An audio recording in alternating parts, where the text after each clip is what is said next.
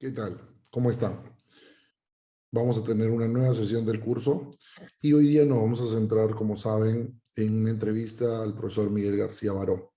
Sin más, paso a compartir mi PPT con ustedes. Ahí tienen una imagen del profesor García Baró, que ustedes ya lo conocen, ya lo han visto en algún video que hemos tenido en clase, ¿no? Quería comenzar hablando acerca de, para nuestros objetivos académicos, iniciar esa segunda parte del curso con esta entrevista a Miguel García Baró nos sirve para subrayar la importancia que tiene el tema del mal, sea tanto en su forma cotidiana o en espacios como, por ejemplo, Auschwitz, ¿no? La Shoah, como también se le conoce a este evento, ¿no? De los campos de concentración, ¿no? Obviamente va a implicar un antes y después. Esto ya lo vamos a ir viendo con mayor detalle con Levinas, como lo hemos dicho en su momento. Rosenzweig no pudo prever, no podía imaginar el nivel de catástrofe, el acto terrible que podría significar el nacionalsocialismo. Así que es Levinas, más bien en Totalidad Infinito, que abre haciéndose la pregunta en relación a el sentido de la existencia por el lado precisamente de la guerra, ¿no? Y la totalidad de la guerra, ¿no? Y cómo se puede hablar de actuar correctamente luego de lo ocurrido en la Shoah, ¿no? Entonces, por eso creo que es importante tener en cuenta esto, ¿no? Es decir, no la pregunta abstracta de por qué existe o en qué o en quién se funda el mal, ¿no? Sino más bien en preguntarnos sobre cómo responder al ser interpelados por el abuso, la inequidad y la injusticia, así como su sentido luego de situaciones como la Shoah, en las que parece que ya nada tiene más sentido, ¿no? O sea, a mí algo que reitero y que me gustaría que ustedes tengan presente es siempre eso, ¿no? El hecho de que el curso busca identificarlos con el problema del mal, pero no solamente desde lo abstracto. Obviamente es un curso teórico, conceptual, filosófico, el de antropología filosófica, pero me gusta que entiendan de que esto se aterriza en relación a también la cotidianidad, ¿no? Que nos interpela a un nivel cotidiano, común. Entonces creo que es importante tener ese elemento presente, ¿no? Tengamos presente que la respuesta que le demos al mal, así como la atención que le prestamos, nos permite comprender de qué forma no solo vivimos, sea evadiendo nuestra situación, condición en la que cabría señalar que nos encontramos los más, sino que nos posiciona a un nivel existencial, debido a que nos muestra desde qué lugar asumimos nuestro modo de acontecer, tanto a un nivel individual como de especie, ¿no? Ahí tenemos una imagen precisamente de los campos de concentración, ¿no? De Auschwitz, y lo que nos hace pensar es en qué medida nosotros permitimos que en la actualidad se reproduzcan espacios como estos, ¿no? Usted mira, profesor, pero no hay campos de concentración en la actualidad.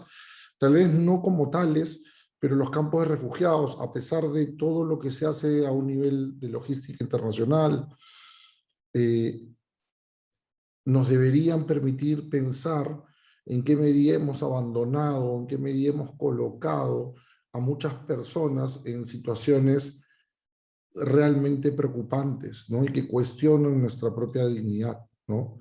Entonces, esta suerte podríamos nosotros acuñar un término de topología existencial, ¿no? ¿Por qué topología existencial? Porque un curso como antropología filosófica nos permite preguntarnos desde dónde estamos ubicados, ¿no? Pero como vuelvo a repetir, no es solamente ubicados en el sentido de Lima, mi distrito, mi barrio, mi comunidad religiosa, ¿no?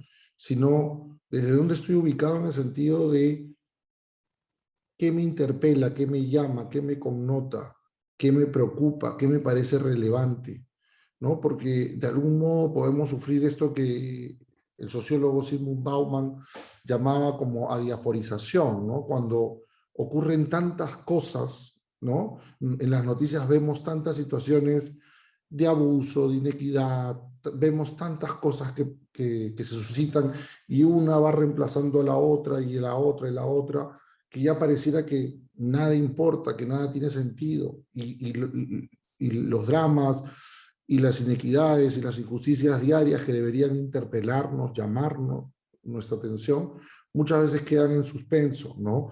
Por eso creo que esta idea de una topología existencial es poder mapearnos, ¿no? Desde dónde nos encontramos situados.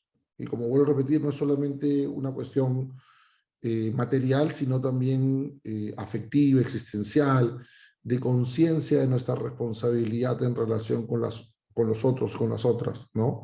Entonces, esta suerte de topología existencial a lo que se nos remite busca comprender que la pregunta por el ser humano pasa indefectiblemente por la forma en que actuamos, de qué modo respondemos ante el mal en las diversas instancias y maneras en que éste nos interpela, ¿no? Desde las cosas más cotidianas hasta las cosas de repente más alejadas o más complejas, ¿no? Y como decimos, lamentablemente el tema de la migración, en este caso los hermanos venezolanos, tiene una cotidianidad que debería a muchos de nosotros interpelarnos y llamar nuestra atención, ¿no? Tal como hemos visto con Rosenzweig, no se trata simplemente de amar y responder por el prójimo de un modo conceptual, ¿no? Si te preguntan, ¿te importa el otro? Claro, me importa el otro, ¿no? ¿Piensas en el otro? Por supuesto, pienso en el otro. O sea, no es solamente una cuestión conceptual, es en el día a día, en la cotidianidad, qué actitud existencial tengo, de qué forma me posiciono ante la injusticia, cómo respondo ante ella, ¿no? Sino que se trata por ello de pensar de qué manera uno logra ser al otro en un prójimo en el que me vea interpelado de forma permanente e intensa, de modo que el amor y la justicia no sean solo ideas, sino que se hayan concretado en formas de vida plenas y reconocidas, ¿no? De esto nos está hablando la entrevista al doctor Miguel García Baró, y que creo que ustedes también lo están entendiendo así, y que términos como amor o justicia no queden simplemente en palabras hueras, vacías, no en entelequias, sino en ideas muy concretas que nos llaman a atender, nos llaman a responder, a preguntarnos dónde estamos situados, dónde situamos al otro, ¿no? ¿Dónde lo colocamos? Entonces el tema del otro será de aquí en adelante central para nuestras clases, dado que el tema de la alteridad que nos apuntaba Rosenzweig como forma de existir, en el caso de Levinas, se resaltará de qué forma nuestra existencia y sus sentidos se articulan a plenitud en el amor y atención por el prójimo. Es así como el humano se juega en cómo atender al ser llamado a responder por una alteridad que me interpela, ¿no? Como les vuelvo a repetir, muchas veces nosotros vemos en las noticias personas que invaden terrenos porque están desesperadas o porque alguien los ha engañado o los manipula o porque están desesperados y quieren hacerse de algo que no es suyo, simplemente porque consideran que es la única forma en que pueden obtener un espacio propio. Sea cual sean las razones, es importante entender de que para muchas personas el tener un terreno, tener un espacio que llamen propio, una casa, no es solamente, como vuelvo a repetir, una territorialidad física, ¿no? Sino también nos habla acerca de un lugar de acogida, un lugar a donde de llegar, un lugar al cual uno considerar que uno pertenece, ¿no? El hogar, la casa, la pertenencia, son ideas que se dan tanto en lo concreto como en lo abstracto, ¿no? Poder ser de algún lugar, poder sentir como propio, como personal, como privado un lugar.